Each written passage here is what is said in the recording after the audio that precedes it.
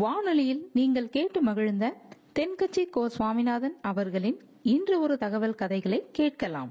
ஒரு ஊர்ல ஒரு குரு இருந்தார், ஜென் குரு. அவரை தேடிட்டு ஒரு மன்னர் வந்தார். வந்தவர் ஜப்பான் மன்னர். தோட்டக்கலையை பத்தி தெரிஞ்சுட்டு போறதுக்காக அவர் வந்தார். எப்படி தோட்டம் அமைக்கிறது அப்படிங்கறத பத்தி அந்த குரு விவரமா சொல்லி கொடுத்தாரு. ஒரு நாள் 2 நாள் இல்ல, 3 வருஷம் கத்து கொடுத்தார். அதுக்கப்புறம் சொன்னார், நான் கத்து கொடுத்துட்டேன், இனிமே நீங்க போகலாம், போய் தோட்டம் அமைக்கலாம். அதுதான் உங்களுக்கு பரிசை. தோட்டம் அமைச்ச பிறகு சொல்லி அனுப்புங்க, நான் வந்து பாக்குறேன். நீங்க இங்க என்னவெல்லாம் கத்துக்கிட்டீங்களோ அதையெல்லாம் அங்க செயல்முறையில செஞ்சு காட்டுங்க அப்படின்னு சொல்லி அனுப்பி வச்சார். மன்னர் போனார். அரண்மனைக்கு பக்கத்திலேயே ஒரு பெரிய தோட்டத்தை உண்டு பண்ணினார். அழகான மரங்களையும் செடிகளையும் உருவாக்கினாரு. கிட்டத்தட்ட 1000 தோட்டக்காரர்களை பயன்படுத்தி 3 வருஷங்கள் முயற்சி பண்ணி அந்த அழகான தோட்டத்தை உருவாக்கினார். குரு கிட்ட இருந்து செய்தி வந்தது, நாளைக்கு வந்து தோட்டத்தை பாக்குறேன் அப்படின்னு. மன்னர் உடனே சுறுசுறுப்பாயிட்டார். முதல் நாளே தோட்டத்தை சுத்தப்படுத்தினார். ராத்திரி பூரா யாரும் தூங்கல. எல்லாருக்கும் தோட்டத்தை ஒழுங்குபடுத்துற வேலை. அது அந்தந்த இடத்துல ஒழுங்கா இருக்குதா அப்படின்னு சரி பார்த்தாங்க. ஒரு தவறும் இல்லாத வகையில அதை ஒழுங்குபடுத்தினாங்க. மறுநாள் குரு வந்தார், தோட்டத்தை பார்த்தார். அவருக்கு கோபம் வந்துட்டுது. மன்னருக்கு ஆச்சரியம், எப்பவும் சிரிச்சுக்கிட்டே இருக்கிறவர் இப்ப எப்படி இருக்கிறாரே அப்படின்னு. மெதுவா குரு கிட்ட போய், எல்லாம் சரியா தானே இருக்குது அப்படின்னார். எல்லாம் சரிதான், ஆனாலும் எங்கே அந்த பொன்னிற காற்று அப்படின்னார். உதிர்ந்த இலைகள், பொன் மஞ்சள் நிற இலைகள் காற்றில் அப்படி புரண்டு ஓடுவதை நான் பார்க்க முடியவில்லையே அப்படின்னாராம். அது இல்லாம இந்த தோட்டம் உயிரோட்டம் உள்ளதா இருக்காது, இதுல பாடல் இல்லை, ஆடல் இல்லை, அதெல்லாம் இல்லாம இந்த தோட்டம் ரொம்பவும் செயற்கையா தெரியுதுன்னாராம். மன்னர் இப்பதான் யோசனை பண்ணார். கீழே கிடந்த காஞ்சி போன இலைகள் மட்டும் இல்ல, மரத்துல இருந்த காஞ்சி போன இலைகளையும் அப்புறப்படுத்தி சுத்தமா வச்சிருக்கிறார். இறப்பும் வாழ்க்கையினுடைய ஒரு பகுதி தான். மரணம்ங்கிறது வாழ்க்கைக்கு எதிரானது அல்ல, அதை நிரப்பும் ஒரு பகுதி தான் அது.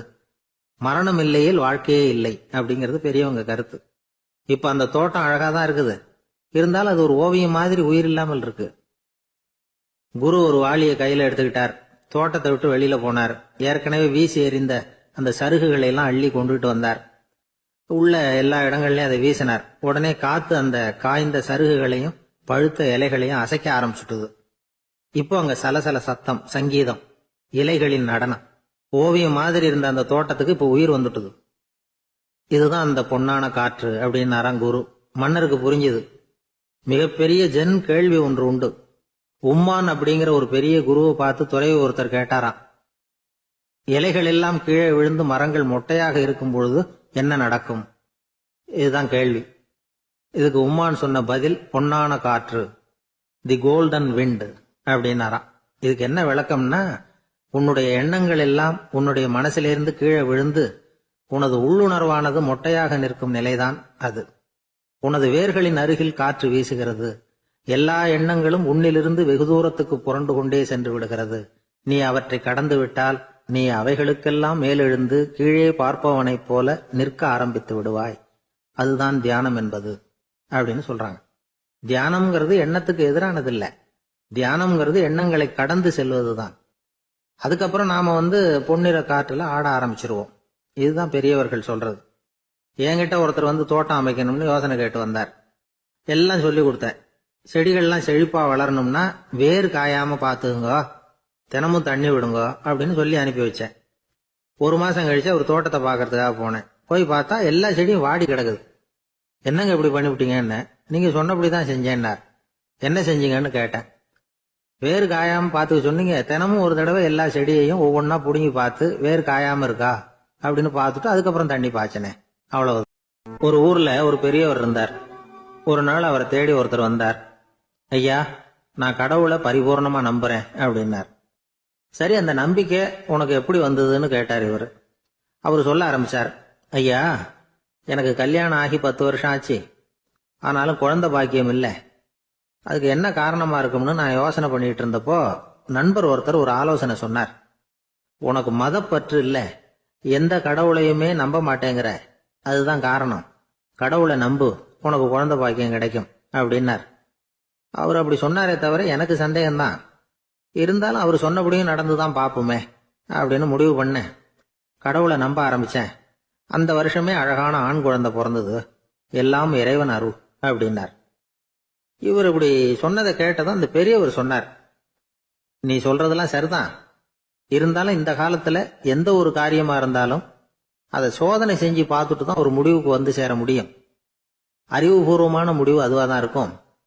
அறிவியல் சோதனைகள் அப்படித்தான். ஒரு குறிப்பிட்ட விஷயத்தை பத்தி எத்தனை தடவை சோதனை பண்ணாலும் ஒரே முடிவு தான் கிடைக்கணும். அதுதான் சரியா இருக்கும். அதனால இப்ப மறுபடியும் ஒரு சோதனைன்னார். என்ன செய்யணும் அப்படின்னு கேட்டார் இவர். கடவுள்கிட்ட ஒரு பெண் குழந்தை வேணும்னு கேளு. முதல்ல ஆண் குழந்தைய கொடுத்தது மாதிரியே இப்போ ஒரு பெண் குழந்தையையும் கொடுக்கறாரா பார்க்கலாம் அப்படின்னார். சரின்னு சொல்லி இவர் அதே மாதிரி முயற்சி பண்ணினார். அதுக்கப்புறம் அவரு இந்த பெரியவர்கிட்ட வரவே இல்லை. கொஞ்ச காலம் கழிச்சு இவரே அவரை தேடிட்டு போய் கதவை தட்டினார். அவர் கதவை திறந்தார். என்ன ஆச்சு, கடவுள் கண் திறந்தாரா அப்படின்னு கேட்டார். அவரு, அந்த சமாச்சாரம்லாம் நமக்கு வேணாம் சார். முதல் தடவை அது ஏதோ தற்செயலா ஏற்பட்ட ஒரு சாதகம். இப்ப நீங்க 2வது தடவை சொன்ன பிறகு தினமும் கடவுளை வேண்டிக்கிட்டு தான் இருக்கிறேன், ஒன்னும் நடக்கல அப்படின்னார் ரொம்ப விரக்தியா. ஒரே ஒரு தோல்வியில உங்க நம்பிக்கையெல்லாம் பறந்து போயிடுது பாத்தீங்களா அப்படின்னார் அந்த பெரியவர். எல்லாம் நல்ல விதமா நடக்கிற வரைக்கும் நம்பிக்கை, எதிர்பார்த்தது தோல்வியில முடிஞ்சுட்டுதுன்னா அவநம்பிக்கை. மற்றவர்கள் பேர்ல வைக்கிற நம்பிக்கை எந்த நேரத்திலையும் விவகாரமாகி விடக்கூடிய சாத்தியம் உண்டு. நாம நம்பிக்கை வைக்க வேண்டியது நம்ம கிட்ட தான். நமக்குள்ள இருக்கிறார் கடவுள். எனவே நம்ம பேர்ல நாம வைக்கிற நம்பிக்கை தான் உண்மையான கடவுள் பக்தி. நிபந்தனையற்ற நம்பிக்கையா அது இருக்கணும்.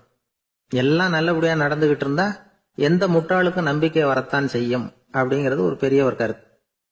தியானத்தின் மூலமா தான் உனக்குள்ள ஆழமா தோண்டுனா உன்னுடைய அடி ஆழத்துல நம்பிக்கை வந்து அப்படி ஊற்றெடுக்கும், அதை பார்க்க முடியும் அப்படிங்கிறது பெரியவர்கள் சிந்தனை. ஒரு குழந்தை அப்பாவை பார்த்து என்னப்பா பண்றேன்னு கேட்டுதான். பிரார்த்தனை பண்ணிட்டு இருக்கிறேன்னாராம் அப்பா. பிரார்த்தனை பண்ணுனா என்ன கிடைக்கும் அப்படின்னு கேட்டுதான் குழந்தை. எல்லாம் கிடைக்கும் அப்படின்னாராம் அப்பா. நீ வச்சிருக்கிறிய பேனா அது கூட கிடைக்குமான்னு கேட்டுதான் குழந்தை. ஓ, கிடைக்குமேன்னு இருக்கார். அப்படின்னா அந்த பேனாவை என்கிட்ட கொடுத்துரு, நீ பிரார்த்தனை பண்ணி வேற பேனா வாங்கிக்கோ அப்படின்னு தான் அந்த குழந்தை. ஒரு நாள் ஒரு 10-15 பள்ளிக்கூடத்து பிள்ளைங்க தேடிட்டு வந்தாங்க. உங்களை பார்த்துட்டு தான் போகணும், அதுக்காக தான் வந்திருக்கோம்னாங்க. என்ன விஷயம்னு கேட்டோம். நாங்கள்லாம் கூடி ஒரு முடிவு பண்ணியிருக்கிறோம், அதை உங்ககிட்ட சொல்லணும் அப்படின்னாங்க. அதுவும் ஒரு வாண்டு பையன் அதை சொன்னான். என்ன முடிவு அது அப்படின்னு கேட்டோம் ரொம்ப ஆர்வமாக. அதை இப்போ சொல்ல மாட்டோம், எங்களுக்கு பிடிக்கிற மாதிரி ஏதாவது ஒரு தகவல் சொன்னால் அதுக்கப்புறம் நாங்கள் அதை சொல்கிறோம் அப்படின்னா அந்த வாண்டு பையன். சரி, சின்ன பையன்கிட்ட இன்னைக்கு வசமாக மாட்டிக்கிட்டோம் அப்படின்னு நினச்சிக்கிட்டு அவங்களுக்கு தகுந்த மாதிரி ஒரு கதை சொல்ல ஆரம்பித்தோம். அது என்ன கதைன்னா, ஒரு பெரிய காடு, அதில் பலவிதமான மிருகங்கள். அந்த காட்டுக்கு ஒரு சிங்கம் தான் ராஜா. எப்பவும் காட்டுக்கு அது தானே ராஜா. ஒரு பெரிய யானைக்கு இது பொறுக்கலை.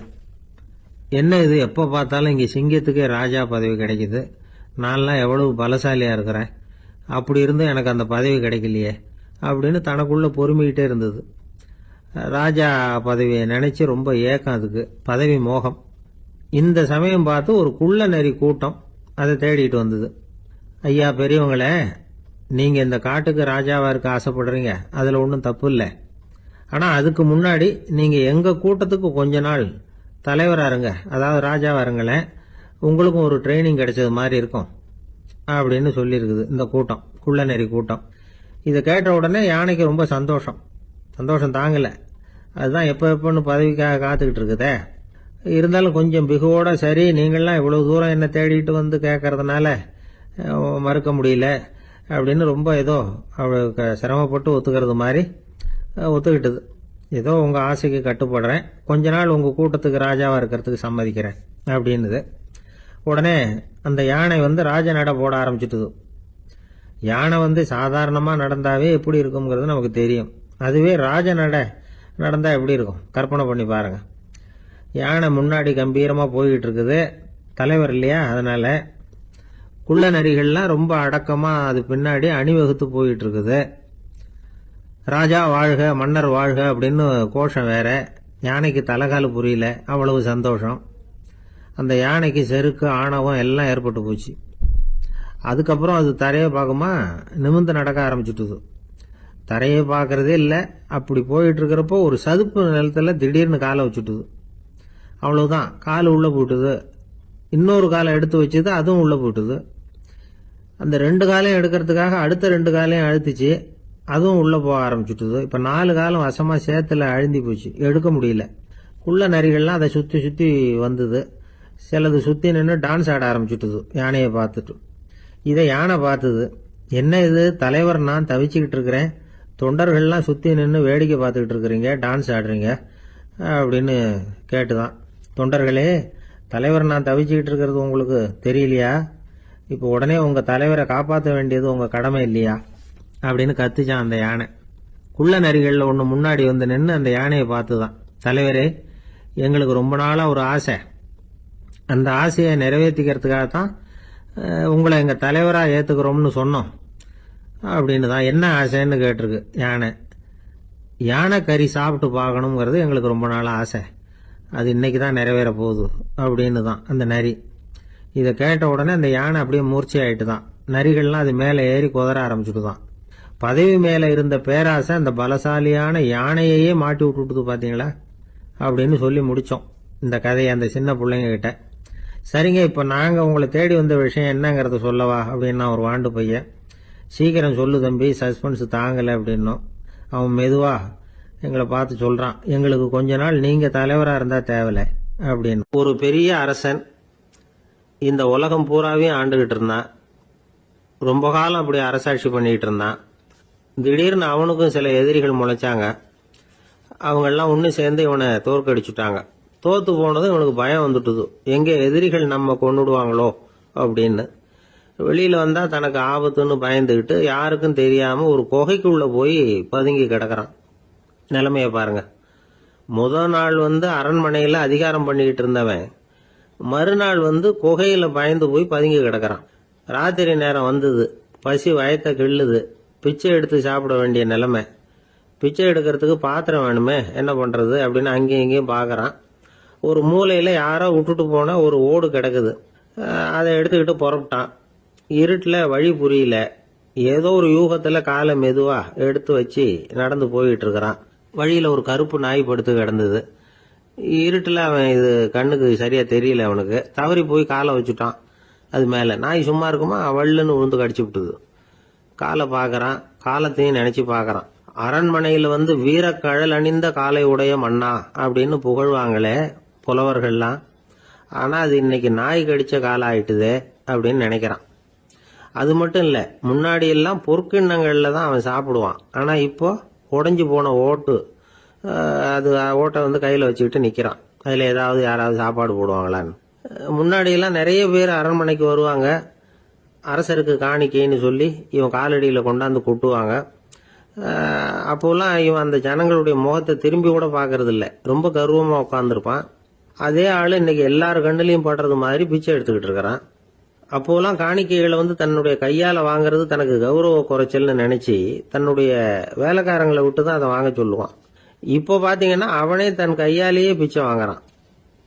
நினைச்சு பாருங்க, அந்த மனுஷன் நாள் அரசன், மறுநாள் பிச்சைக்காரன், எவ்வளவு வித்தியாசம். செல்வம் தான் இப்படி ஒரு வித்தியாசம் ஏற்படுறதுக்கு காரணம். அப்படிப்பட்ட செல்வம் வாழ்க்கையை நடத்துறதுக்கு நமக்கு தேவைதான். ஆனா அதையே நாம் அடைய வேண்டிய பயனா நினைக்கிறோம் பாருங்க, அதுதான் வேடிக்கை. இத நம்மாழ்வார் அழகா ஒரு பாசுரத்துல சொல்றார். ஒரு நாயகமாய் ஓட உலகுடன் ஆண்டவர், கருணாய் கவர்ந்த காலர், சிதைகிய பானையர், பெருநாடு காண இம்மையிலே பிச்சைதாம் கொள்வர், திருநாரணன் தாழ் காலம் பெற சிந்தித்து உய்மினோ அப்படிங்கிறார் நம்மாழ்வார். ஒரு பெரிய பணக்காரர் ஒரு துறவிகிட்ட போய், சாமி என்கிட்ட நிறைய பணம் இருக்கு, இருந்தாலும் நிம்மதி இல்ல, என்னால நிம்மதியா இருக்க முடியல, என்ன காரணம்னு கேட்டாராம். உடனே அந்த துறவி இதுக்கு நேரடியா பதில் சொல்லாம பக்கத்துல நின்றுகிட்டு இருந்த ஒரு குழந்தைய கூப்பிட்டார். அது ஓடியாந்தது. ஒரு ஆப்பிள் பழத்தை எடுத்து அது கையில கொடுத்தார். அதை வாங்கிக்கிட்டு குழந்தை சிரிச்சுது. இன்னொரு பழத்தை எடுத்து கொடுத்தார், அதை இன்னொரு கையில வாங்கிட்டு சிரிச்சுது. 3வது ஆப்பிள் எடுத்து கொடுத்தார். 2 பழத்தையும் நெஞ்சில் அணைச்சிக்கிட்டு 3வது பழத்தையும் வாங்கறதுக்கு முயற்சி பண்ணிச்சு. ஆனா அது உடனே நழுவி கீழே விழுந்து உருண்டு ஓடிச்சு. ஏற்கனவே இருந்ததும் விழுந்துட்டுது. இப்ப அந்த குழந்தை அழ ஆரம்பிச்சுட்டுது. இப்ப அந்த துறவி பணக்காரர்கிட்ட சொன்னாராம், குழந்தைய கவனிச்சியா, 2 ஆப்பிள் போதும்னு அது நினைச்சிருந்தா இப்ப அது அழ வேண்டிய அவசியம் வந்திருக்குமா அப்படின்னாராம். எதுவுமே அளவுக்கு மிஞ்சினா துன்பம்தான். இந்த காலத்துல இதெல்லாம் யாரு காதுல வாங்குறாங்க? ஒருத்தனை நல்ல வழிக்கு கொண்டு வரணும்னு நினைச்சு அவனை கூப்பிட்டு உட்கார வச்சு இந்த கதையை சொல்லிட்டு இருந்தாங்க. சொல்லிவிட்டு அந்த குழந்தை செஞ்சது தப்பு தானே அப்படின்னு கேட்டிருக்கிறாங்க. ஆமாம், தப்பு தான். நானா இருந்தா அப்படி செஞ்சிருக்க மாட்டேன் நானா இவன். 2 பழமே போதும்னு சொல்லியிருப்பியா அப்படின்னு கேட்டிருக்காங்க. அப்படி இல்லைங்க, அவர் கொடுக்க கொடுக்க ஒவ்வொரு பழமா வாங்கி பின்னாடி வச்சுட்டு மறுபடியும் கையை நீட்டுவேன் அப்படிங்கிறானா. இவெல்லாம் எந்த காலத்துல திருந்துறது? நாட்டுல நல்லவங்க ஒருத்தர் 2 பேர் இருக்கிறதுனால தாங்க மழையே பெய்யுது அப்படின்னு சொல்றது உண்டு. நல்லார் ஒருவர் உளரேல் அவர் பொருட்டு எல்லாருக்கும் பெய்யும் மழை. சில சமயம் ரொம்ப பேர் திடீர்னு நல்லவங்களா ஆயிடுவாங்க போல இருக்கு. அதனாலதான் விடாம பேய் மழையா கொட்டி தீர்த்துடுது. எல்லாரும் நல்லவங்களாயிட்டா உலகமே தாங்காது போல இருக்க. அப்பப்ப ஒருத்தர் 2 பேர் நல்லவங்களாகணும், அப்பதான் சீரா மழை பெய்யும். மாசத்துக்கு 3 பேர் நல்லவங்களானா மாதம் மும்மாரி பொழியும். இதெல்லாம் வேடிக்கை பேச்சு. இப்போ இதெல்லாம் ஒரு பக்கம் இருக்கட்டும், இப்போ விஷயத்துக்கு வருவோம். ஒரு கும்பல்ல நல்லவன் யாரு அப்படிங்கறத எப்படி கண்டுபிடிக்கிறது? இதுக்கு ஒரு வேடிக்கை கதை உண்டு. என்னுடைய நண்பர் ஒருத்தருக்கு அவங்க பாட்டியம்மா சொன்ன கதையா அது. அது என்ன கதைன்னா, ஒரு ஊர்ல ஒரு சமயம் பலமான மழை பெய்ய ஆரம்பிச்சுட்டு தான். இடி மின்னல் ரொம்ப கடுமையா இருந்திருக்குது. ஆரம்பிச்ச மழை வர வர கடுமையா ஆகிட்டு இருக்குதே தவிர நிக்கிற பாடா தெரியல. ஊர் ஜனங்கள்லாம் பார்த்தாங்க. இதுக்கு மேலேயும் வீட்டு உள்ள இருந்தா ஆபத்துங்கிறத புரிஞ்சுக்கிட்டாங்க. ஏன்னா வீடெல்லாம் இடிஞ்சு விழுந்துருமோங்கிற பயம். உடனே எல்லாரும் புறப்பட்டு ஊருக்கு பொதுவா இருந்த ஒரு மண்டபத்துல போய் தங்கிக்கிட்டாங்க. மின்னல் கடுமையா இருந்தது. இடி எந்த நேரத்திலையும் விழலாம்ங்கிற நிலைமை. எப்போ விழலாம்னு பார்த்துக்கிட்டு இருக்குது. அந்த மண்டபத்துல இருந்த ஜனங்கள் மனசுக்குள்ள ஒரு பயம். நம்ம கூட்டத்துல யாராவது ஒரு கெட்டவன் பாவம் பண்ணவன் இருந்தா கூட இடி வந்து இந்த மண்டபத்துல விழுந்துரும், அது எல்லாருக்கும் ஆபத்து அப்படின்னு நினைச்சாங்க. சரி, இதுக்கு என்ன பண்ணலாம் அப்படின்னு யோசனை பண்ணாங்க. அந்த கூட்டத்துல ஒரு பெரியவர் இருந்தார். அவரு ஒரு யோசனை சொன்னார். இதோ பாருங்க, அதுக்கு ஒரு வழி இருக்கு. அதோ எதிர்த்தாப்புல கொஞ்சம் தூரத்துல ஒரு உயரமா மரம் ஒண்ணு இருக்கு பாருங்க. பொதுவா இடி வந்து சுலபமா விழறது அது மாதிரி உயரமான மரத்துல தான். நம்ம கூட்டத்துல இருக்கிறவங்க எல்லாரும் ஒவ்வொருத்தரா போய் அந்த மரத்தை தொட்டு விட்டு திரும்பி வந்துடணும். நம்மள பாவம் பண்ணவன் யாரோ அவன் அந்த மரத்தை தொடுற சமயத்துல இடி விழுந்துரும், அவன் மட்டும் போயிடுவான், மண்டபத்துல இருக்கிற நாமெல்லாம் பொழைச்சிக்கலாம் அப்படின்னு ஐடியா கொடுத்தாரு அந்த பெரியவர். இது நல்ல யோசனையா பட்டது. எல்லாரும் ஒத்துக்கிட்டாங்க. ஒவ்வொருத்தரா போய் அந்த மரத்தை தொட்டு விட்டு திரும்பி வந்தாங்க. இடி எதுவும் விழல. இன்னமும் பாவம் பண்ண ஆசாமி அதை போய் தொடல போல இருக்கு அப்படின்னு நினைச்சுக்கிட்டாங்க. ஒவ்வொருத்தரா போறாங்க, எல்லாரும் போய் தொட்டு விட்டு வந்தாச்சு. இன்னும் ஒரே ஒரு ஆசாமி தான் பாக்கி. கடைசியா இருந்த அந்த ஆள் பயந்துட்டான். இது வரைக்கும் இடி விழலைன்னா இப்ப என்ன அர்த்தம்? இப்ப நாம தான் பாக்கி, நாம தான் தப்பு பண்ண ஆள் போல இருக்கு அப்படின்னு நினைச்சுட்டான். அதனால துணிச்சலா போய் தொடறதுக்கு பயந்தான், தயங்கிக்கிட்டே இருந்தான். இருந்தாலும் மற்றவங்க எல்லாம் சும்மா இருப்பாங்களா? கட்டாயப்படுத்தி கழுத்தை பிடிச்சி தள்ளாத குறையா அவனை தள்ளி விட்டாங்க, போய் தொட்டுட்டு வாடான்னு. அவன் நடுங்கிட்டே போய் அந்த மரத்தை தொட்டான். அதே வினாடி ஒரு பயங்கரமான மின்னல் இடி விழுந்துட்டுது. எங்க விழுந்தது தெரியுமா? அந்த ஆள் மேல இல்ல, மண்டபத்துல விழுந்தது. மண்டபத்துல இருந்தவங்க பூரா காலி. அந்த ஒரு ஆள் மட்டும் புழைச்சிக்கிட்டான். இந்த ஒரு ஆளை காப்பாத்துறதுக்காக தான் இடி வந்து மண்டபத்துல விழாம இருந்திருக்குது. இதுதான் கதை. அதனால நல்லவங்க எப்படியும் தப்பிச்சுக்குவாங்க அப்படிங்கிறது ஒரு நீதி. ஒருத்தன் அப்படிதான் தெருவில் நடந்து போய்கிட்டு இருந்தான், ரொம்ப நல்லவன். எதிரில் ஒருத்தன் சைக்கிள்ல வந்துகிட்டு இருந்தான். அதுல மோதி இவன் கீழே விழுந்துட்டான். சைக்கிள்காரன் உடனே இறங்கி இவனை தூக்கி விட்டான். இவன் எழுந்திரிச்சு அவனை முறைச்சி பார்த்தான். அப்படி பார்க்காதீங்க சார், நீங்க ரொம்ப புண்ணியம் பண்ணிருக்கீங்க, அதுதான் இப்போ வந்து சைக்கிள்ல மோதிக்கிட்டீங்க அப்படின்றான். என்ன அப்படி சொல்றேன் நான்? இவன் 10 நிமிஷத்துக்கு முன்னாடி நான் லாரி ஓட்டிட்டு வந்தேன், அப்போ நீங்க எதிரில் வந்திருந்தீங்கன்னா என்ன ஆயிருக்கும் அப்படின்னானா அவன். ஒரு ஊர்ல ஒரு கோயில் இருந்தது, ரொம்ப பழைய கோயில். உள்ள போறதுக்கே பயமா இருக்கும், எந்த நேரத்துல இடிஞ்சு விழுந்துருமோ அப்படிங்கிற பயம். அப்படி இருந்ததுனால யாரும் துணிஞ்சு சாமி கும்பிடுறதுக்கு அங்க போறதில்ல. கோயிலுக்கு வர்ற கூட்டம் கொஞ்சம் கொஞ்சமா குறைய ஆரம்பிச்சுட்டுது.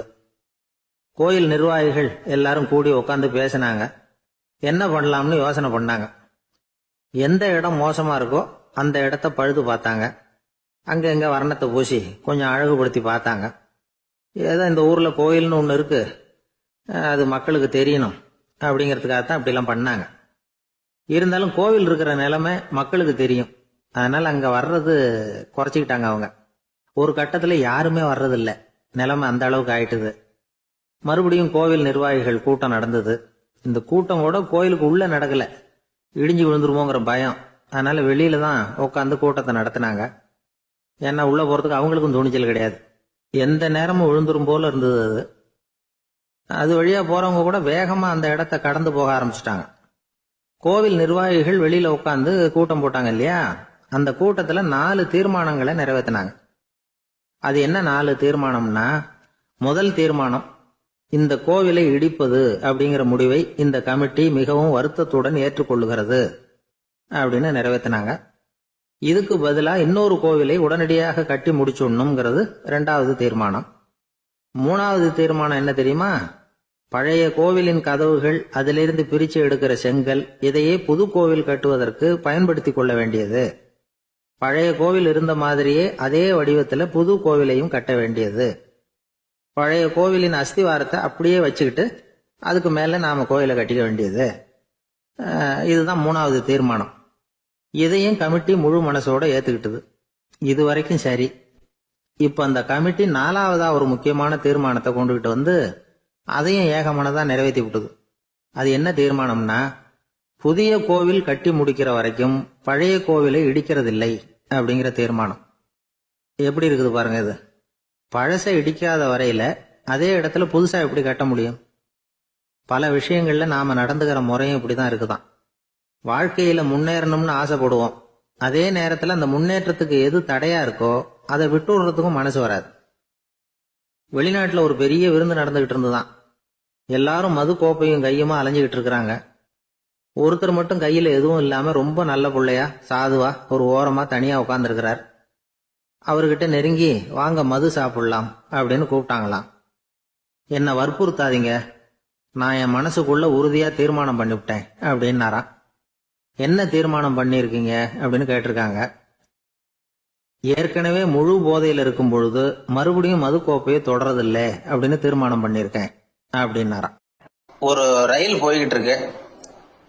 அதுல ஒரு பெரியவர் பிரயாணம் பண்ணிட்டு இருக்கிறார். எதிரில் ஒரு பெரிய அதிகாரி, IAS ஆபீசர் உட்கார்ந்துருக்கிறார். 2 பேருக்கும் முன்ன பின்ன அறிமுகம் இல்லை. அவர் வேற யாரோ, இவர் வேற யாரோ.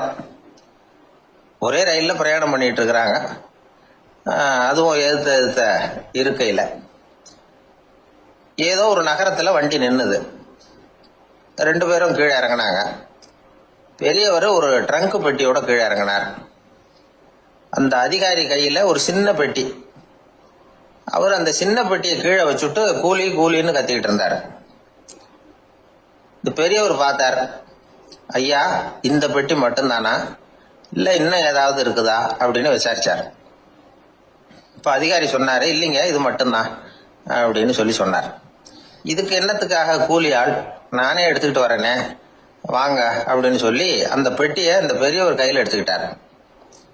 எடுத்ததும் 2 பேரும் பேசிக்கிட்டே நடந்து வராங்க. இப்ப பெரியவர் சொன்னார், இப்ப உள்ள நாகரிகம் எப்படி இருக்குன்னா, சுமை கால் பணம் சும கூலி முக்கால் பணம் அப்படிங்கிற மாதிரி இருக்கு. பணத்தை வீணாக்கிறதோட இது கௌரவம்னு வேற நினைக்கிறாங்க அப்படின்னார். அவர் சொல்றது சரிதான். 10 ரூபாய் மதிப்புள்ள ஒரு சுமைய 30 ரூபா கொடுத்து தூக்கிட்டு போவோம். நாமே அதை தூக்கினா நமக்கு கௌரவ குறைச்சல் அப்படின்னு நினைப்போம். இதுதான் நம்ம நிலைமை. ஆனா அந்த பெரியவர் என்ன சொன்னார் தெரியுமா? நீங்க எங்க போகணுமோ அது வரைக்கும் நானே இதை எடுத்துட்டு வரேன் அப்படின்னார். அந்த அதிகாரி பக்கத்துல உள்ள ஒரு ஹோட்டல் வரைக்கும் போனார். பெரியவரும் அங்க கொண்டுட்டு போய் பெட்டியை வச்சார். உடனே அந்த பெரிய அதிகாரி அவருக்கு பணம் கொடுக்கறதுக்காக பர்ஸ் எடுத்தார். உடனே இவரு, ஐயா எனக்கு கூலி எதுவும் வேணாம், உங்களுக்கு சேவை செய்யறது என்னுடைய கடமை. நான் இந்த சேவையை செய்தது பணத்துக்காக இல்லை, அன்புக்காக அப்படின்னு சொல்லிவிட்டார். அதுக்கப்புறம் அவர் நன்றினார். 2 பேரும் பிரிஞ்சுட்டாங்க. இது முடிஞ்சது. அன்னைக்கு சாயந்தரம் அங்க ஒரு பெரிய கூட்டம் நடக்குது. இந்த அதிகாரியும் அந்த கூட்டத்துக்கு போறார். மக்கள் கூட்டம் ரொம்ப அதிகம். அதனால இந்த அதிகாரியும் ஒரு ஓரமா உட்காந்துக்கிட்டார். அப்புறம் கொஞ்ச நேரத்துல இந்த முக்கிய விருந்தினர் பேசுறதுக்காக வரார் மேடைக்கு. மேடையில இருந்த பெரியவங்க எல்லாம் எழுந்திருச்சு நின்று அவருக்கு மாலை போட்டு மரியாதை செய்யறாங்க. எங்கேயோ ஒரு மூலையில உட்கார்ந்து இருந்தாரு அதிகாரி. அவரு இதை கவனிச்சார். அவருக்கு ரொம்ப ஆச்சரியம், அதிர்ச்சி. ஏன்னா அங்க பேச வந்த முக்கிய விருந்தினர் வேற யாரும் இல்ல, இன்னைக்கு காலையில இவர் பெட்டியை தூக்கிட்டு வந்தாரு பெரியவர், அவர் தான். சரி, அந்த பெரியவர் யார் தெரியுமா? அவர் தான் ஈஸ்வர சந்திர வித்யாசாகர். கூட்டம் முடிஞ்சது. அதிகாரி அவரை தேடி ஓடினார்.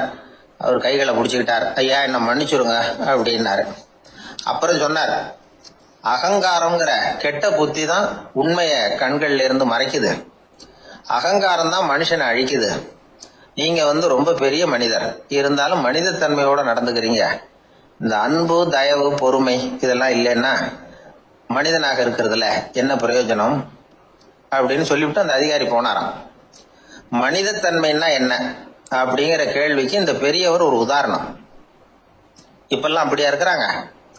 ஒரு பெரியவர் ஒரு பெட்டியை தூக்கிட்டு வந்துகிட்டு இருக்கிறார். ஒரு இளைஞன் ஓடி வந்தான். கொடுங்க சார், நான் தூக்கிட்டு வரேன்னா. கொடுத்தார்.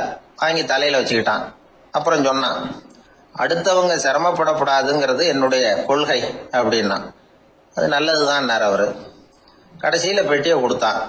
வாங்கிட்டு பரிசை திறந்தார் பணம் கொடுக்கறதுக்காக. வேணாங்க அப்படின்னு விட்டான் அந்த இளைஞன். ஏன்? நான் சொன்னேன் அடுத்தவங்க சிரமப்படக்கூடாதுங்கிறது என்னுடைய கொள்கைன்னு.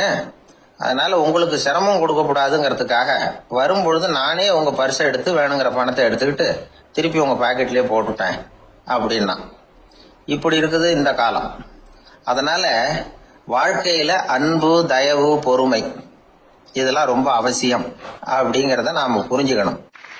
ஒரு ஊர்ல ஒரு ஆள் இருந்தான். கற்பனையிலேயே காலத்தை கடத்திக்கிட்டு இருந்தான். ஒரு நாள் ஒரு மரத்தடியில உட்காந்துருந்தான். அவனுக்கு பசிக்கிற மாதிரி தெரிஞ்சது. உடனே கற்பனையிலேயே சாப்பிட ஆரம்பிச்சுட்டான். அதாவது எதிரில் இலை போட்டு சாப்பாடு போடப்பட்டிருக்கிறதாகவும் அதை இவன் சாப்பிட்றதாகவும் நினைச்சுக்கிட்டு கையை மட்டும் வாய்க்கும் தரைக்குமா அப்படியும் இப்படியும் கொண்டுகிட்டு போய் பாவனை பண்ணிக்கிட்டே இருக்கிறான். தூரத்துல இருந்து பாக்குறவங்களுக்கு இவன் ஏதோ பலமான விருந்து சாப்பிட்டுட்டு இருக்கிறான் அப்படின்னு தான் தோணும். அது மாதிரியே பண்ணிக்கிட்டு இருந்தான். அந்த வழியா ஒரு சன்னியாசி வந்துகிட்டு இருந்தார். இவனை பார்த்தார். என்ன இவன் இப்படி பண்ணிட்டு இருக்கிறானே அப்படின்னு நினைச்சாரு. கொஞ்ச நேரம் அவனையே உத்து பார்த்துக்கிட்டு இருந்தார். இவரை பார்த்ததும் அவன் இன்னமும் சுவாரஸ்யமா சாப்பிட ஆரம்பிச்சுட்டான். அப்பப்பா, என்ன இது, இந்த குழம்பு இவ்வளவு காரமா இருக்கு, என்னுடைய நாக்கே எரிஞ்சு போடும் போல இருக்க அப்படின்னு சொல்லிட்டு பக்கத்துல ஒரு குவளையை எடுத்து தண்ணி குடிக்கிறது மாதிரி பாவனை பண்றான். அப்பாடா, இப்ப கொஞ்சம் பரவாயில்ல அப்படின்னு சொல்லிட்டு குவளையை கீழே வைக்கிறது மாதிரி ஒரு பாவனை பண்றான். சன்னியாசி பார்த்தார். என்னப்பா, சாப்பாட்டுல காரம் அதிகமோ அப்படின்னார். ஆமா சுவாமி, ஞாபகம் மறதியில் கொஞ்சம் மிளகாய் அதிகமா சேர்த்துக்கிட்டேன் அப்படின்னா. சரி சாப்பிடு அப்படின்னு சொல்லிட்டார். அவன் சாப்பிட்டு முடிக்கிற வரைக்கும் பொறுமையா உட்காந்துருந்தார். அவன் அப்பாடா அப்படின்னு சொல்லிட்டு மறுபடியும் தண்ணி எடுத்து குடிச்சான். எல்லாம் கற்பனையிலேயே. அதுக்கப்புறம் சன்னியாசி பேச ஆரம்பிச்சார். இதை பாருப்பா, உன்னுடைய கற்பனையை நான் மெச்சுறேன். இருந்தாலும் உன் சாப்பாட்டுல ஒரு இனிப்பையும் வச்சிருக்கலாமே, ஏன் மிளகாய அளவுக்கு அதிகமா போட்டுட்டு அவஸ்தைப்படுறேன் அப்படின்னார். அவன் யோசிக்க ஆரம்பிச்சான். அதுக்கப்புறம் இவர் சொன்னார், இதை பாருப்பா, இனிமேல உன்னுடைய கற்பனையும் உயர்ந்ததாக இருக்கட்டும் அப்படின்னு உபதேசம் பண்ணிவிட்டு போனார். எப்பவும் உயர்வை பத்தியே சிந்திக்கணும். உயர்வு கிடைக்கலன்னா கூட அப்படி சிந்திக்கிறத நிறுத்தப்படாது அப்படிங்கிறார் திருவள்ளுவர். உள்ளுவது எல்லாம் உயர் உள்ளல், மற்ற அது தள்ளினும் தள்ளாமை நேர்த்து. ஊக்கம் இல்லாம உலகத்துல வாழ்ந்து பிரயோஜனம் இல்லை. அதனால உயர்வாவே சிந்திக்கணும். அது நம்மளை ஊக்கப்படுத்தும். இது பெரியோர் வாக்கு.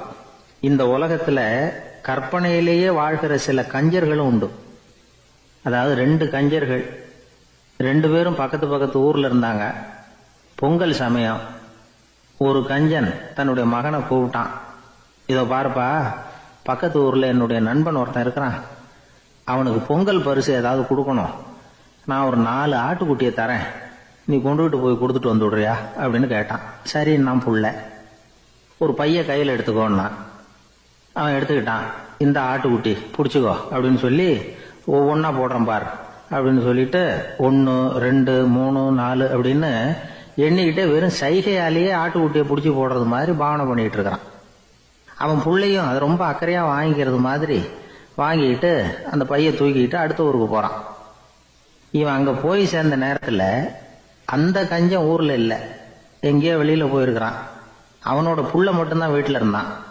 இவன் அவன்கிட்ட, இதை பாரு, எங்க அப்பா உங்க அப்பாவுக்கு ஆட்டுக்குட்டி கொடுத்து அனுப்பியிருக்கிறாரு, பிடிச்சிக்கோ அப்படின்னு சொல்லி பாவனையிலேயே ஒவ்வொன்னா எடுத்து அவன்கிட்ட கொடுத்துட்டான். அவனும் வாங்கிட்டான் வாங்குறது மாதிரி.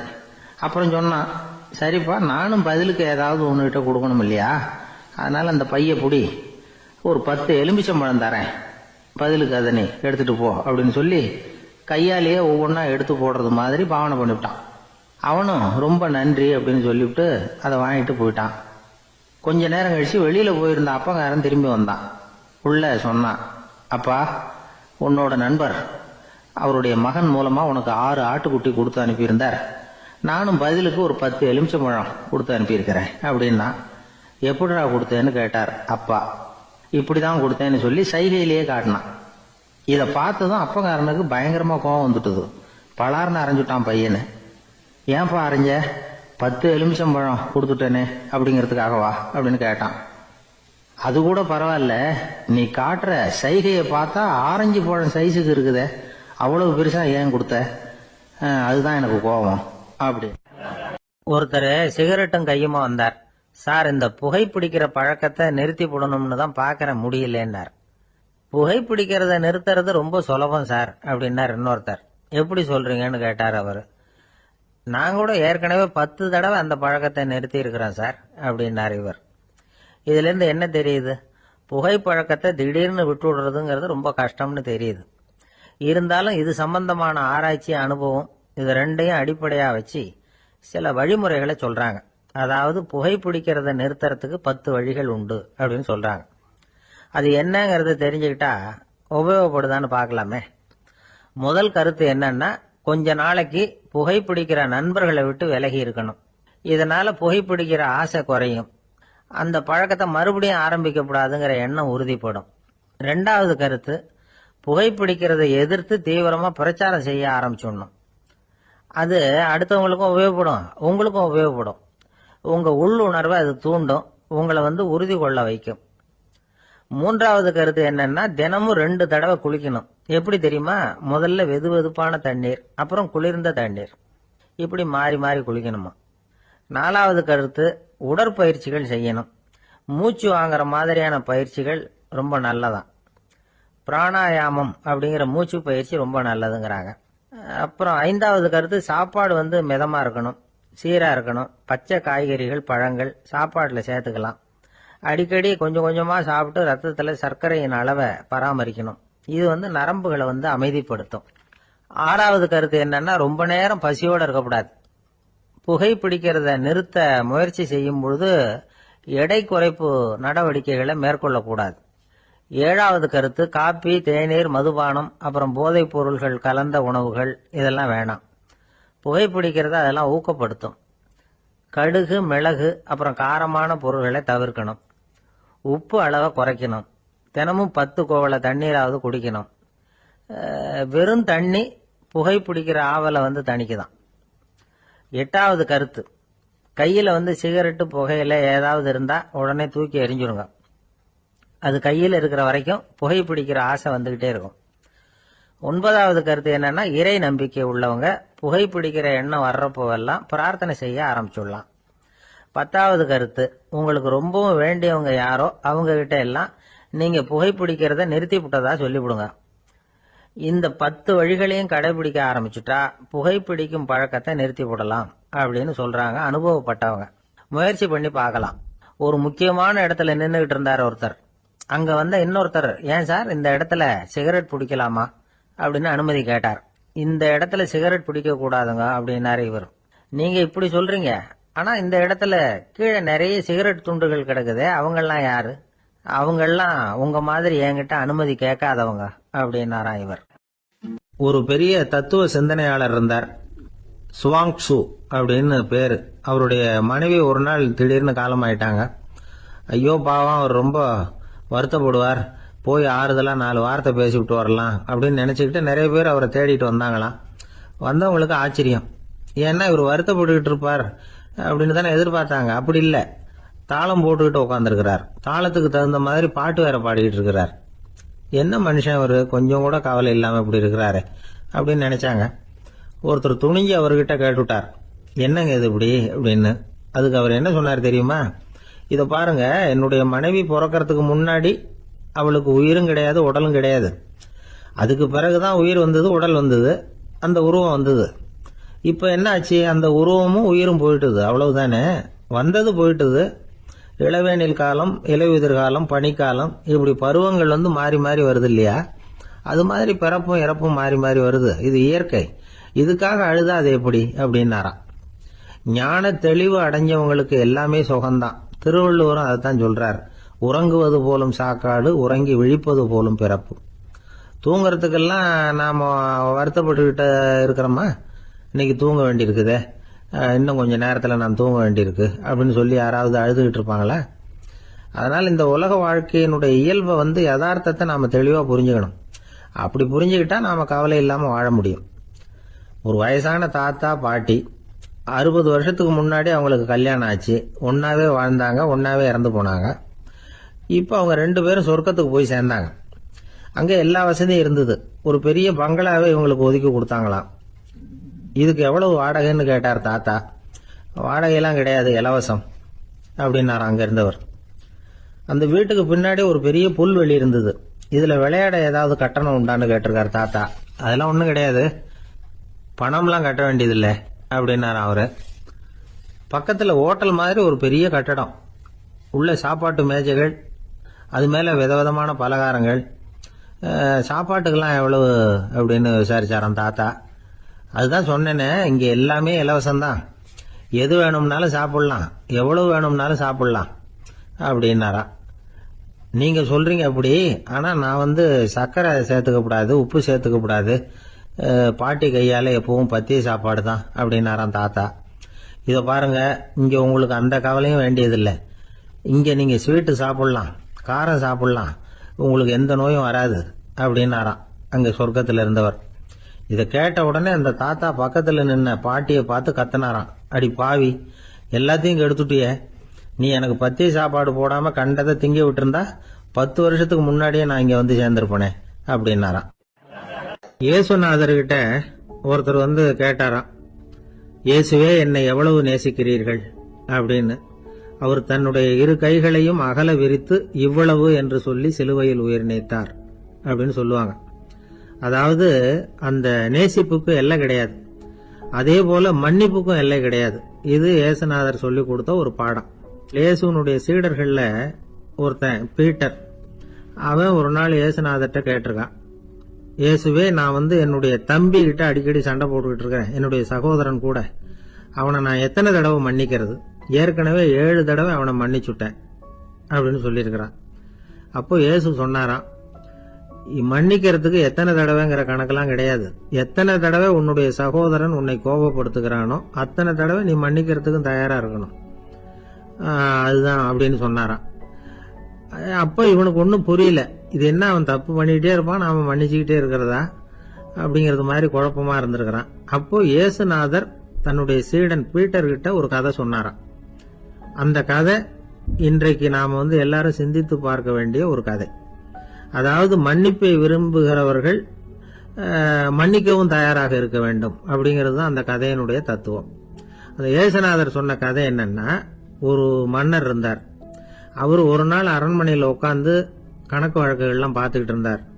நம்ம அரண்மனையிலிருந்து யார் யார் அரசாங்க கடன் வாங்கியிருக்கிறாங்க, யார் யார் திருப்பி செலுத்தி இருக்கிறாங்க அப்படிங்கிற விவரத்தையெல்லாம் பார்த்துக்கிட்டு இருந்தார். அப்போதான் புரிஞ்சுது, அந்த அரண்மனையில் வேலை செய்யற ஒருத்தனே அரசாங்க கடன் வாங்கியிருக்கிறான். எவ்வளவு? 10,000 பொற்காசுகள் வாங்கியிருக்கான் கடன். இந்த 10,000 பொற்காசுகளை திருப்பி செலுத்தல அரசாங்கத்துக்கு. இது மன்னர் கவனத்துக்கு வந்தது. உடனே நம்ம அரண்மனையில் இருக்கிறவனே அரசு கடன் வாங்கி திருப்பி செலுத்தாம இருக்கான், அவனை கூப்பிட்டு வாங்கன்னு சொல்லி கூப்பிட்டுட்டு வந்தாங்களாம். விசாரிச்சிருக்கிறாங்க, என்னப்பா நீ எவ்வளவு ஒண்ணு? ஆமாங்க 10,000 பொற்காசுகள் வாங்கியிருக்கிறேன், இன்னும் திருப்பி கட்டலன்னு இருக்கான். உடனே அவர் மன்னர் சொல்லியிருக்கிறாரு, நம்ம சட்டத்திட்டப்படி நீ உடனே பணத்தை திருப்பி கட்டிடு, அப்படி உன்னால கட்ட முடியலன்னா உன்னுடைய வீடு வாசல் சொத்து சுகம் எல்லாத்தையும் வித்து அந்த பணத்தை அரசு கருவூலத்துல சேர்த்துக்கிறதுக்கு நானே ஏற்பாடு பண்ணிடுறேன் அப்படின்னு அந்த மன்னர் சொன்னாராம். இவன் அப்படியே அதிர்ச்சி ஆயிட்டான், அப்படியே பொத்துன்னு காலில் விழுந்தானா. மன்னா என்ன மன்னிச்சுங்க, என்னால முடியல, எனக்கு மன்னிப்பு கொடுங்க அப்படின்னு இருக்கான். உடனே அவர் எழுந்திருச்சு, சரி நீ மன்னிப்பு கேட்டுட்ட, அதனால உன்னை மன்னிக்கிறேன், நீ பணம் கட்ட வேண்டாம் அப்படின்னு சொல்லி அந்த மன்னர் அவனை விட்டுட்டாராம். பணத்தையும் தள்ளுபடி கொண்டார், நீ திருப்பி கட்ட வேண்டாம். இவனுக்கு ரொம்ப மகிழ்ச்சி, அதனால ரொம்ப உல்லாசமா வந்துட்டு இருக்கிறான். தெருவில் வந்துகிட்டு இருக்கிறப்ப இவங்கிட்ட கடன் வாங்கின ஒருத்தன் எதுக்கு வந்துகிட்டு இருக்கான். அவன் இவங்கிட்ட ஒரு 100 பொற்காசுகள் கடன் வாங்கியிருக்கான். அவன் வந்தான், இவன் போய் அவன் சாட்டையா பிடிச்சிக்கிட்டான், நீ எப்படா என் கடனை திருப்பி கொடுக்க போறேன்னு. அவன் இப்ப முடியல, கொஞ்சம் பொறுத்துக்கா, அப்புறம் தாரேன் இருக்கான். அதெல்லாம் முடியாது, நீ கொடுத்துதான் ஆகணும் அப்படின்னு இவன் புடிவமா சொல்றான். இப்ப நிலைமையை பாருங்க, இவன் ஏற்கனவே 10,000 பொற்காசுகள் அரசாங்கத்துல கடன் வாங்கினா அதுக்கு மன்னிச்சு விட்டுட்டாரு இவனை. ஆனா இவன் இன்னொருத்தனை மன்னிக்கிறதுக்கு தயாரா இல்ல. இவங்கிட்ட கடன் வாங்கின இன்னொருத்தன் 10 பொற்காசுகள், அவனை மன்னிக்க தயாரா இல்ல. அவனை கொண்டு போய் நீதிமன்றத்துல கொண்டு போய் நிறுத்தி தண்டனை வாங்கி கொடுத்துட்டான். நீதிபதி என்ன சொன்னாரு, அந்த இவன் வாங்கின பொற்காசுகளை திருப்பி கட்டுற வரைக்கும் ஜெயில இருக்கணுங்கிறது தீர்ப்பு. ஆனா உடனே அரசர் காதுல விழுந்தது. சொல்லிட்டாங்க, உங்ககிட்ட மன்னிப்பு வாங்கிட்டு போனானே ஒருத்தன், அவன் இன்னொருத்தனை மன்னிக்கிறதுக்கு தயாரா இல்ல, அவனை கொண்டு போய் ஜெயில அடைச்சுட்டான் அப்படின்னு. உடனே மன்னர் பார்த்தார், இவனை மறுபடியும் கூப்பிட்டு வர சொன்னார். தபாரப்பா, நான் உன்னை மன்னிச்சு விட்டேன், ஆனா நீ இன்னொருத்தனை மன்னிக்கிறதுக்கு தயாரா இல்ல, அதனால என்னுடைய தீர்ப்பையும் மாத்துறேன், நீயும் அரசு கடன் தீர்ற வரைக்கும் ஜெயில தான் இருக்கணும் அப்படின்னு சொல்லி ஜெயிலுக்கு அனுப்பிச்சுட்டாராம். இப்படி ஒரு கதையை இயேசுநாதர் தன்னுடைய சீடருக்கு சொன்னதாக ஒரு வரலாறு. அது என்ன, அதுல இருந்து நாம புரிந்து கொள்ள வேண்டியதுன்னா, நாம மன்னிக்கப்படணும்னு நாம விரும்புறோம்னா நாம இன்னொருத்தரை மன்னிக்கிறதுக்கு தயாரா இருக்கணும். அதனால நாம இன்னொருத்தரை யாரையும் மன்னிக்க மாட்டோம், ஆனா என்ன இன்னொருத்தர் மன்னிக்கணும் அப்படிங்கறது மாதிரி செய்யக்கூடாதுன்னு சொல்லுவாங்க. அது மாதிரி நாம இப்ப இது தப்பா புரிஞ்சுக்கிறவங்களும் இருக்கிறாங்க. பாவம் மன்னிப்புங்கிறதுலாம் எதுக்குன்னா, அதாவது மறுபடியும் பாவம் செய்யாம இருக்கிறதுக்காக தான். அதான் மன்னிக்கிறாரே அப்படிங்கறதுக்காக மறுபடியும் பாவம் பண்ணிட்டு இருக்கிறது இல்ல. அதான் ஒருத்தர் கேட்டாராம், பாவத்திலிருந்து மன்னிப்பு கிடைக்கணும்னா நீ என்ன செய்யணும் அப்படின்னு கேட்டிருக்காரு. அதுக்கு அவன் சொல்லியிருக்கிறான், நான் முதல்ல பாவம் செய்யணும், அப்பதானே மன்னிப்பு கிடைக்கும் அப்படின்னு நானா. இப்படிப்பட்டவர்கள் தான் இன்னைக்கு உலகத்துல அதிகமா இருக்கிறாங்க. அதனால இந்த மன்னிப்பின் மகத்துவம்ங்கிறது இயேசுநாதர்ட்ட இருந்து தான் நாம புரிஞ்சுக்கணும். அந்த இயேசு சொன்ன அந்த மன்னிக்கிற மனோபாவம் இருந்தால் இன்னைக்கு உலகம் பூராவும் அமைதி பூங்காவாக இருக்கும். அதுல ஒன்றும் ஆச்சரியமே இல்லை, அதுல ஒன்றும் சந்தேகமும் இல்லை. அதனால மன்னிக்கிற மனோபாவத்தை நாம எல்லாரும் நமக்குள்ளே வளர்த்து கொள்ள வேண்டும் அப்படிங்கிறது தான் நாம இன்றைக்கு எல்லோரும் சிந்தித்து பார்க்க வேண்டிய ஒரு செய்தி. அந்த காலத்துல எல்லாம் படிக்கிறதுங்கிறது எப்படி தெரியுமா, குருகுல வாசம் செஞ்சு படிக்கணும். ஆசிரியருங்கிறவர் ஆசிரமத்தில் இருப்பார். அங்க போய் அவருக்கு தொண்டுகள் செய்யணும், துணிகள்லாம் துவைச்சு போடணும், தூங்கும்போது காலை பிடிச்சி விடணும், புழுக்கமா இருந்தா விசிறி மட்டை எடுத்து விசிறணும். அப்படியே அப்பப்ப அவர் சொல்லி கொடுக்குற பாடத்தையும் கத்துக்கணும். அவர் சொல்லி கொடுக்குற பாடங்களை ஓலைச்சுவடிகள்ல எழுதிக்கணும். இதுதான் குருகுல வாசம்ங்கிறது. இப்ப மாதிரிலாம் கிடையாது. ஆக குருகுல வாசம்ங்கிறது மனசையும் பண்படுத்தும், அறிவையும் பண்படுத்தும். அப்படி ஒரு பயிற்சி அது. அந்த காலத்துல பஞ்சபாண்டவர்கள் ஒரு குருகுலத்துல படிக்க போனாங்களாம். ஏற்கனவே அங்க ஒரு 15 பேர் இருந்திருக்கிறாங்க. இவங்களையும் சேர்த்து மொத்தம் 20 பேர். எல்லாரும் ரொம்ப ஆர்வத்தோடு அங்க தங்கி படிச்சுக்கிட்டு இருக்கிறாங்க. 2 வருஷம் ஓடி போச்சு. எல்லாரும் ஊருக்கு திரும்ப வேண்டிய நேரம். ஆசிரியர் ஒவ்வொருத்தரா கூப்பிட்டார். இது வரைக்கும் என்ன கத்துக்கிட்ட அப்படின்னு கேட்டார். அவங்க தாங்கள் எழுதி வச்சிருந்ததை சொன்னாங்க, கத்துக்கிட்டதை சொன்னாங்க. அங்க படிக்க வந்தவங்க எல்லாருமே புத்திசாலிகள். அது மட்டும் இல்ல, பல பேர் அரச குடும்பத்தை சேர்ந்தவங்க, இளவரசர்களாக வேற இருக்கிறவங்க. அதனால அவங்க கிட்ட அபாரமான கல்வி அறிவை எதிர்பார்த்தார். ஒருத்தன் வந்தான், தான் எழுதி வச்சிருந்த சரித்திர பாடம் பூராவையும் படிச்சு காட்டினான். இன்னொருத்தன் வந்தான், தான் எழுதி வச்சிருந்த பூகோள பாடம் பூராவையும் படிச்சு காட்டினான். இப்படி ஒவ்வொருத்தரா அவங்க படிச்சது என்னங்கிறத படிச்சு காட்டிட்டு போனாங்க. கடைசியா தர்மர் வந்தார். பேசாம நிக்கிறார். தன் கையில இருந்த ஓலைச்சுவடி கேட்டா அவர் பிரிக்கவே இல்லை. ஆசிரியர் இவர்கிட்ட தான் அதிகமா எதிர்பார்த்தார். ஆனா இவரும் பேசாம நின்றுட்டு இருக்கிறார். நீ என்ன கத்துக்கிட்ட சொல்லு, ஓலைச்சுவடியை பிரிச்சு படினார் அந்த முனிவர். தர்மர் அசையவே இல்லை. மெதுவா சொன்னார், ஐயா, நான் கத்துக்கிட்டது ஒன்னே ஒண்ணுதான், அதுதான் வாழ்க்கையில எனக்கு ரொம்ப முக்கியமான பாடமா அமையும் அப்படின்னார். என்னது, என்கிட்ட 2 வருஷ காலமா படிச்சு விட்டு கடைசியில கத்துக்கிட்டது ஒன்னே ஒண்ணுதானா அப்படின்னார் முனிவர். அவருக்கு ஒன்னும் புரியல. மற்ற மாணவர்களை விட இவர் பண்புகள்ல உயர்ந்தவர், அறிவுல சிறந்தவர், வயசுல முதிர்ந்தவர். இவரே இப்படி சொன்னா மத்தவங்க நிலைமை என்னத்துக்கு ஆறுது, அவங்க ரொம்பவும் கெட்டு போயிடுவாங்களே அப்படின்னு அவர் யோசனை பண்ணார். தர்மா, நல்லா யோசனை பண்ணி பதில் சொல்லு. 2 வருஷமா நீ கத்துக்கிட்டது என்ன அப்படின்னு தானே நான் கேக்குறேன், அத கொஞ்சம் யோசனை பண்ணி சொல்லுன்னாரு முனிவர் கொஞ்சம் கோபமா. தர்மர் முகத்துல எந்த மாறுதலுமே இல்ல. இல்லையா, 2 வருஷமா நான் கத்துக்கிட்ட முக்கியமான பாடம் ஒன்னே ஒண்ணுதான்னார். இப்போ அந்த முனிவருக்கு கோபம் அதிகமா வந்துடுச்சு. ஏன்பா, உனக்கு வெக்கமா இல்லையா? உன்னை விட வயசுல குறைஞ்சவங்க எவ்வளவு பாடம் கத்துக்கிட்டு இருக்கிறாங்க, எவ்வளவு விரிவா அவங்க படிச்சு காட்டினாங்க. நீயும் கூட நிறைய குறிச்சு வச்சிருக்கிற போல இருக்க, அதை ஏன் பிரிச்சு படிக்க கூடாது அப்படின்னார். ஐயா, நான் சொல்றது உங்களுக்கு ஏமாற்றமா இருந்தா என்ன மன்னிக்கணும்.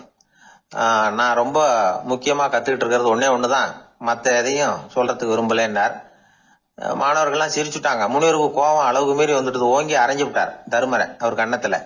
தருமர் கண்ணை செவந்து போட்டுது, கண்கள் கலங்கி போச்சு. ஆனாலும் அவர் அமைதியை இழக்கல, தலை குனிஞ்சு நிக்கிறார். இவருடைய புடிவாதம் முனிவருக்கு இன்னும் ஆத்திரத்தை உண்டாக்கி விட்டது. இன்னொரு கண்ணத்திலே அரைஞ்சார். எல்லாரும் பயந்து போய் அமைதியா நின்றுட்டு இருக்கிறாங்க. முனிவர் கத்துறார், அப்படி நீ கத்துக்கிட்ட அந்த முக்கியமான பாடம் தான் என்ன, அதையாவது சொல்லு அப்படின்னார். ஐயா, அதை மட்டும் ஒரு ஓலைச்சுவடியில தனியா குறிச்சு வச்சிருக்கிறேன், இந்தாங்க இதை நீங்களே படிச்சு பாருங்கன்னார். தருமர் ஓலைச்சுவடியை நீட்டினார். முனிவர் அதை வாங்கி பிரிச்சார், சத்தம் போட்டு படிச்சார். என்ன எழுதியிருக்காருன்னா, எப்படிப்பட்ட சோதனை ஏற்பட்டாலும் நிதானம் இழந்து கோபத்துக்கு ஆளாக கூடாது அப்படின்னு. இதான் அந்த ஓலைச்சுவடியில அவர் எழுதி வச்சிருந்தது. அந்த ஒரு கணத்திலேயே முனிவரும் எல்லா மாணவர்களும் தர்மரை புரிஞ்சுக்கிட்டாங்களாம். அவர் கத்துக்கிட்டது ஏட்டு சுரக்கா இல்ல, வாழ்க்கையில பயன்படக்கூடிய முக்கியமான அனுபவ பாடம். முனிவர் கண்கள்ல கண்ணீர். தர்மர் அன்போட கட்டி தழுவிக்கிட்டார். அப்புறம் சொன்னார், தர்மா, என்ன மன்னிச்சுரு, நீ மாணவன் இல்ல, ஆசிரியன். நான் இதுவரைக்கும் தெரிஞ்சுக்காத அனுபவ பாடத்தை நீ இப்ப எனக்கு கத்து கொடுத்துட்ட அப்படின்னு சொன்னாராம். அதனால நிதானம் தவறக்கூடாதுங்கிறது ரொம்ப முக்கியமான ஒரு செய்தி. ஒரு ஆசிரியர் மாணவனை ஒரு கண்ணத்துல ஓங்கி அரைஞ்சுட்டார். இவன் நிதானம் தவறல, அமைதியா நின்றுகிட்டு இருந்தான். அவரு ஒரு தடவை அரைஞ்சதும் எப்படி உன்னால நிதானம் தவறாம இருக்க முடிஞ்சுது அப்படின்னு கேட்டாங்க நண்பர்கள். அவன் சொன்னான், நான் நிதானம் தவறி இருந்தா எங்க வாத்தியார் இன்னொரு கண்ணத்திலயும் அரைஞ்சிருப்பார், அது அதை விட பலமா இருக்கும், அதனாலதான் நான் அப்படி இருந்தேன் அப்படின்னு நானா. ஆக நாம தெரிந்து கொள்ள வேண்டியது, வாழ்க்கையில நிதானம் தவறாமல் இருக்க வேண்டும். அதுதான் வெற்றியின் ரகசியம். ஒரு ஊர்ல ஒரு ஆள் இருந்தான். கற்பனையிலேயே காலத்தை கடத்திக்கிட்டு இருந்தான். ஒரு நாள் ஒரு மரத்தடியில உட்காந்துருந்தான். அவனுக்கு பசிக்கிற மாதிரி தெரிஞ்சது. உடனே கற்பனையிலேயே சாப்பிட ஆரம்பிச்சுட்டான். அதாவது எதிரில் இலை போட்டு சாப்பாடு போடப்பட்டிருக்கிறதாகவும் அதை இவன் சாப்பிட்றதாகவும் நினைச்சுக்கிட்டு கையை மட்டும் வாய்க்கும் தரைக்குமா அப்படியும் இப்படியும் கொண்டுகிட்டு போய் பாவனை பண்ணிக்கிட்டே இருக்கிறான். தூரத்துல இருந்து பாக்குறவங்களுக்கு இவன் ஏதோ பலமான விருந்து சாப்பிட்டுட்டு இருக்கிறான் அப்படின்னு தான் தோணும். அது மாதிரியே பண்ணிட்டு இருந்தான். அந்த வழியா ஒரு சன்னியாசி வந்துகிட்டு இருந்தார். இவனை பார்த்தார். என்ன இவன் இப்படி பண்ணிட்டு இருக்கிறானே அப்படின்னு நினைச்சாரு. கொஞ்ச நேரம் அவனையே உத்து பார்த்துக்கிட்டு இருந்தார். இவரை பார்த்ததும் அவன் இன்னமும் சுவாரஸ்யமா சாப்பிட ஆரம்பிச்சுட்டான். அப்பப்பா, என்ன இது, இந்த குழம்பு இவ்வளவு காரமா இருக்கு, என்னுடைய நாக்கே எரிஞ்சு போடும் போல இருக்கு அப்படின்னு சொல்லிட்டு பக்கத்துல ஒரு குவளையை எடுத்து தண்ணி குடிக்கிறது மாதிரி பாவனை பண்றான். அப்பாடா, இப்ப கொஞ்சம் பரவாயில்ல அப்படின்னு சொல்லிட்டு குவளையை கீழே வைக்கிறது மாதிரி ஒரு பாவனை பண்றான். சன்னியாசி பார்த்தார். என்னப்பா, சாப்பாட்டுல காரம் அதிகமோ அப்படின்னார். ஆமா சுவாமி, ஞாபகம் மறதியில் கொஞ்சம் மிளகாய் அதிகமா சேர்த்துக்கிட்டேன் அப்படின்னா. சரி சாப்பிடு அப்படின்னு சொல்லிட்டார். அவன் சாப்பிட்டு முடிக்கிற வரைக்கும் பொறுமையா உட்காந்துருந்தார். அவன் அப்பாடா அப்படின்னு சொல்லிட்டு மறுபடியும் தண்ணி எடுத்து குடிச்சான். எல்லாம் கற்பனையிலேயே. அதுக்கப்புறம் சன்னியாசி பேச ஆரம்பிச்சார். இதை பாருப்பா, உன்னுடைய கற்பனையை நான் மெச்சுறேன், இருந்தாலும் உன் சாப்பாட்டுல ஒரு இனிப்பையும் வச்சிருக்கலாமே, ஏன் மிளகாய அளவுக்கு அதிகமா போட்டுட்டு அவஸ்தைப்படுறேன் அப்படின்னார். அவன் யோசிக்க ஆரம்பிச்சான். அதுக்கப்புறம் இவர் சொன்னார், இதை பாருப்பா, இனிமேல உன்னுடைய கற்பனையும் உயர்ந்ததாக இருக்கட்டும் அப்படின்னு உபதேசம் பண்ணிவிட்டு போனார். எப்பவும் உயர்வை பத்தியே சிந்திக்கணும். உயர்வு கிடைக்கலன்னா கூட அப்படி சிந்திக்கிறத நிறுத்தப்படாது அப்படிங்கிறார் திருவள்ளுவர். உள்ளுவது எல்லாம் உயர் உள்ளல், மற்ற அது தள்ளினும் தள்ளாமை நேர்த்து. ஊக்கம் இல்லாம உலகத்துல வாழ்ந்து பிரயோஜனம் இல்லை. அதனால உயர்வாவே சிந்திக்கணும். அது நம்மளை ஊக்கப்படுத்தும். இது பெரியோர் வாக்கு. இந்த உலகத்துல கற்பனையிலேயே வாழ்கிற சில கஞ்சர்களும் உண்டு. அதாவது 2 கஞ்சர்கள், 2 பேரும் பக்கத்து பக்கத்து ஊர்ல இருந்தாங்க. பொங்கல் சமயம் ஒரு கஞ்சன் தன்னுடைய மகனை கூப்பிட்டான். இதோ பாருப்பா, பக்கத்து ஊர்ல என்னுடைய நண்பன் ஒருத்தன் இருக்கிறான், அவனுக்கு பொங்கல் பரிசு ஏதாவது கொடுக்கணும், நான் ஒரு 4 ஆட்டுக்குட்டியை தரேன், நீ கொண்டுகிட்டு போய் கொடுத்துட்டு வந்து விடுறியா அப்படின்னு கேட்டான். சரி, நான் புள்ள ஒரு பைய கையில் எடுத்துக்கோன்னா. அவன் எடுத்துக்கிட்டான். இந்த ஆட்டுக்குட்டி பிடிச்சிக்கோ அப்படின்னு சொல்லி ஒவ்வொன்னா போடுறேன் பார் அப்படின்னு சொல்லிட்டு 1 2 3 4 அப்படின்னு எண்ணிக்கிட்டே வெறும் சைகையாலேயே ஆட்டுக்குட்டியை பிடிச்சி போடுறது மாதிரி பாவனை பண்ணிட்டு இருக்கிறான். அவன் பிள்ளையும் அது ரொம்ப அக்கறையா வாங்கிக்கிறது மாதிரி வாங்கிக்கிட்டு அந்த பைய தூக்கிக்கிட்டு அடுத்த ஊருக்கு போறான். இவன் அங்க போய் சேர்ந்த நேரத்துல அந்த கஞ்சன் ஊர்ல இல்ல, எங்கேயோ வெளியில போயிருக்கிறான். அவனோட புள்ள மட்டும்தான் வீட்டுல இருந்தான். இவன் அவங்கிட்ட இதை பாரு, எங்க அப்பா உங்க அப்பாவுக்கு ஆட்டுக்குட்டி கொடுத்து அனுப்பியிருக்கிறாரு, பிடிச்சிக்கோ அப்படின்னு சொல்லி பாவனையிலேயே ஒவ்வொன்றா எடுத்து அவங்கிட்ட கொடுத்துட்டான். அவனும் வாங்கிட்டான் வாங்குறது மாதிரி. அப்புறம் சொன்னான், சரிப்பா நானும் பதிலுக்கு ஏதாவது ஒன்றுகிட்ட கொடுக்கணும் இல்லையா, அதனால அந்த பைய புடி, ஒரு 10 எலுமிச்சம்பழம் தரேன், பதிலுக்கு அதை நீ எடுத்துட்டு போ அப்படின்னு சொல்லி கையாலேயே ஒவ்வொன்றா எடுத்து போடுறது மாதிரி பாவனை பண்ணிவிட்டான். அவனும் ரொம்ப நன்றி அப்படின்னு சொல்லிவிட்டு அதை வாங்கிட்டு போயிட்டான். கொஞ்ச நேரம் கழிச்சு வெளியில போயிருந்த அப்பங்காரன் திரும்பி வந்தான். உள்ள சொன்னான், அப்பா உன்னோட நண்பர் அவருடைய மகன் மூலமா உனக்கு 6 ஆட்டுக்குட்டி கொடுத்து அனுப்பியிருந்தார், நானும் பதிலுக்கு ஒரு 10 எலுமிச்சம்பழம் கொடுத்து அனுப்பியிருக்கிறேன் அப்படின்னா. எப்படிடா கொடுத்தேன்னு கேட்டார் அப்பா. இப்படிதான் கொடுத்தேன்னு சொல்லி சைகையிலேயே காட்டினான். இதை பார்த்ததும் அப்பங்காரனுக்கு பயங்கரமா கோபம் வந்துட்டுது. பலார்னு அரைஞ்சுட்டான் பையனு. ஏன்பா அரைஞ்ச, 10 எலுமிச்சம்பழம் கொடுத்துட்டேனே அப்படிங்கிறதுக்காகவா அப்படின்னு கேட்டான். அது கூட பரவாயில்ல, நீ காட்டுற சைகையை பார்த்தா ஆரஞ்சு பழம் சைஸுக்கு இருக்குதே, அவ்வளவு பெருசா ஏன் கொடுத்த, அதுதான் எனக்கு கோபம் அப்படி. ஒரு ஊர்ல ஒரு மன்னர் இருந்தார். அவரு பக்கத்து தேசத்து மேல படையெடுக்கணும்னு நினைச்சுக்கிட்டு இருந்தார். அதையும் தன்னுடைய நாட்டோட சேர்த்துக்கணுங்கிற ஆசை. எப்போ படையெடுக்கலாம்னு யோசிச்சுக்கிட்டு இருந்தார். இப்படி யோசிச்சுக்கிட்டு இருந்த சமயத்துல ஒரு பெரியவர் அவரை தேடிட்டு வந்தார். அவர் அடிக்கடி வருவார், அவர்கிட்ட பேசிக்கிட்டு இருப்பார். இப்போ அப்படித்தான் வந்தார். என்ன மன்னா யோசனைன்னாரு. இவர் தன்னுடைய யோசனையை சொன்னார். இந்த சமயத்துல மன்னருக்கு தாகம் எடுத்தது, தண்ணி குடிக்கணும் போல இருந்தது. உடனே அங்க இருந்த ஒரு அரண்மனை பணியாளரை கூப்பிட்டார். போய் கொஞ்சம் தண்ணி கொண்டு வாப்பா அப்படின்னார். அந்த பணியாளர் போனார், ஒரு கோலையில தண்ணி கொண்டு வந்தார். ராஜா கிட்ட நீட்டினார். ராஜா அதை வாங்கி குடிக்கிறதுக்காக வாய்கிட்ட கொண்டுட்டு போனார். அந்த நேரம் பார்த்து, மன்னா கொஞ்சம் பொறுங்கன்னார் இந்த பெரியவர். ஆவலோட குடிக்க போன மன்னர் அப்படியே நிறுத்திக்கிட்டு பெரியவரை பார்த்தார். இப்ப அந்த பெரியவர் சொன்னார், மன்னா இப்ப உங்களை விட வலிமை உள்ள ஒரு சக்தி உங்களுக்கு தண்ணி கொடுக்க மறுத்துடுதுன்னு வைங்க, உங்களை குடிக்க விடாம தடுத்துடுது அப்படின்னா, இப்ப இந்த ஒரு கோவள தண்ணீரை என்ன விலை கொடுத்து வாங்குவீங்க அப்படின்னு கேட்டார். இப்போ எனக்கு இருக்கிற தாகத்துக்கு என்னுடைய அரசாங்கத்துல பாதியையாவது கொடுத்து இந்த தண்ணியை வாங்கறதுக்கு தயங்க மாட்டேன்னார் அவர். சரி இப்ப அந்த தண்ணியை குடிங்கன்னார் பெரியவர். மன்னர் ஆவலோடு அந்த தண்ணியை குடிச்சு முடிச்சார். அதுக்கப்புறம் கொஞ்ச நேரம் தன்னுடைய படையெடுப்பை பத்தி சொல்லிட்டு இருந்தார். கொஞ்ச நேரம் கழிச்சு மறுபடியும் இந்த பெரியவர் கேட்டார், மன்னா இப்போ நீங்க ஒரு கோவள தண்ணீரை குடிச்சு முடிச்சுட்டீங்க, இப்ப அந்த தண்ணீர் உங்க உடம்ப விட்டு வெளியில வரக்கூடிய பாதை அடப்பட்டு போச்சு அப்படின்னு வச்சுக்கோங்க, அதை வெளியேற்றுவதற்காக நீங்க எவ்வளவு செலவழிப்பீங்க அப்படின்னு கேட்டார். மன்னர் யோசனை பண்ணார். அப்படி ஒரு நிலைமை ஏற்பட்டு போச்சுன்னா என்னுடைய அரசாங்கம் பூராவையும் அதுக்கு ஈடா தர்றதுக்கு கூட தயங்க மாட்டேன்னார். இப்ப அந்த பெரியவர் சொன்னார், எந்த அரசாங்கத்தின் மதிப்பு ஒரு கோவள தண்ணீர் அளவுக்கு கூட இல்லையோ அந்த அரசாங்கத்தை அடையணுங்கிற பேராசையில மனிதர்கள் தங்களுடைய சகோதரர்கள் கூடவே சண்டை போட்டுக்கிறாங்களே, அதுல ஏதாவது அர்த்தம் இருக்குதா அப்படின்னாராம். மன்னருக்கு இப்பதான் அர்த்தம் புரிஞ்சுதான். மனசுல தெளிவு உண்டாச்சு.